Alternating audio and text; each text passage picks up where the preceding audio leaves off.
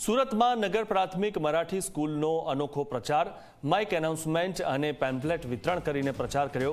મરાઠી વસ્તી જ્યાં હોય ત્યાં કરી રહ્યા છે પ્રચાર। ગરીબ પરિવારના બાળકો શિક્ષણથી વંચિત ન રહે તેવા પ્રયાસ કરવામાં આવી રહ્યા છે। વિદ્યાર્થીઓને મળતા વિવિધ લાભ અંગે પણ જાણકારી અપાઈ છે। વધુમાં વધુ વાલીઓ સ્કૂલનો લાભ લે તેવા પણ પ્રયાસ થઈ રહ્યા છે।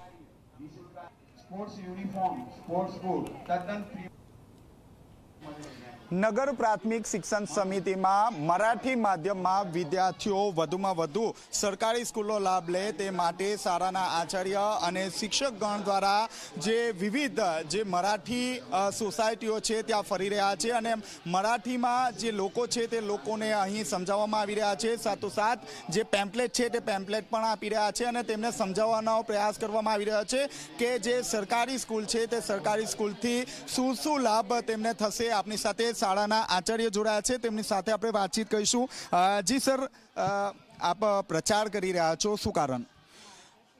પ્રચાર કરવાનું કારણ એ છે કે આજે નગર પ્રાથમિક શિક્ષણ સમિતિ તેમજ ગુજરાત સરકાર દ્વારા બાળકોના હિત માટે જુદી જુદી યોજનાઓ શરૂ કરવામાં આવી છે।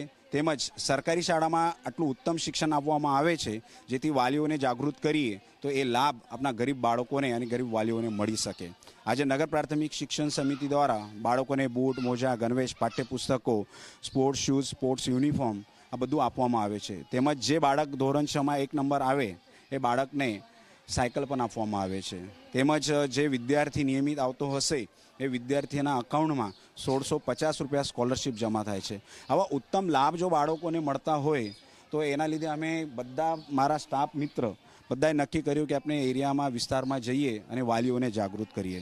તેમજ સરકારી શાળા પ્રત્યે કે સરકારી તંત્ર પ્રત્યે લોકોમાં એક પરસેપ્શન ઊભો થયો છે કે કામકાજ લીધે થોડું આળસ હોય છે, પણ હવે સરકારી તંત્ર અને સરકારી માસ્તરો અને સરકારી શાળાઓનું ચિત્ર તદ્દન બદલાઈ ગયું છે। તમે જોઈ શકો છો, અમે આજે જ નહીં પણ વેકેશનમાં પણ અમે ગલી ગલી જઈને બધા જ વાલીઓને અને લોકોને સરકારી શાળા પ્રત્યે જાગૃત કર્યું હતું।